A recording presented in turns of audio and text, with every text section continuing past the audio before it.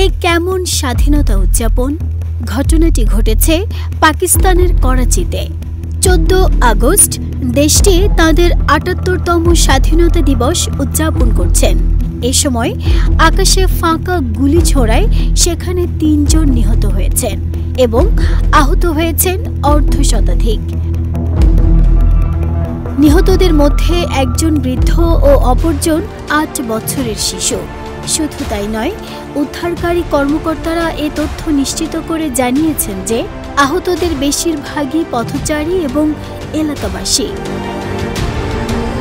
Karachi police সংবাদ মাধ্যমকে জানিয়েছে, করাচির Liaquatabad, Korangi, Lyari, Mehmoodabad, Akhtar colony, Kemari, Jackson, Orangi town, Paposhnagar, Sharifabad, Zaman town ও উত্তর নাজিবাবাদ সহ একাধিক এলাকার বেশিরভাগ মানুষ গুলিবিদ্ধ হয়েছেন।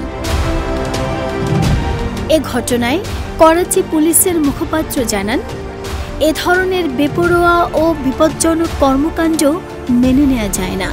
দায়ীদের বিরুদ্ধে কঠোর ব্যবস্থা নেওয়া হবে। এরই মধ্যে সন্দেহভাজন কয়েকজনকে আটক করা হয়েছে। এ সময় তাঁদের কাছ থেকে আগ্নেয়াস্ত্র ও গুলি উদ্ধার করে পুলিশ। এদিকে পাকিস্তানি সাধারণ নাগরিকের অনেকেই এ ঘটনাকে নজিরবিহীন এবং বিপজ্জনক বলে আখ্যা দিয়েছেন। স্বাধীনতা দিবস উপলক্ষে এভাবে ফাঁকা গুলি ছোড়ার ঘটনাকে সেখানকার কর্তৃপক্ষ বিপজ্জনক এবং দায়িত্বজ্ঞানহীন বলে মন্তব্য করেছেন। পাশাপাশি নাগরিকদের নিরাপদ উপায়ে উৎসব পালনের আহ্বানও জানিয়েছেন তারা।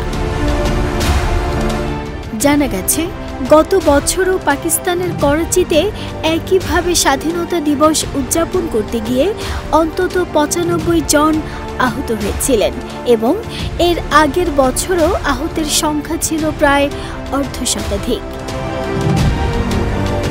নাহিদা স্মৃতি, দেশ রূপান্তর।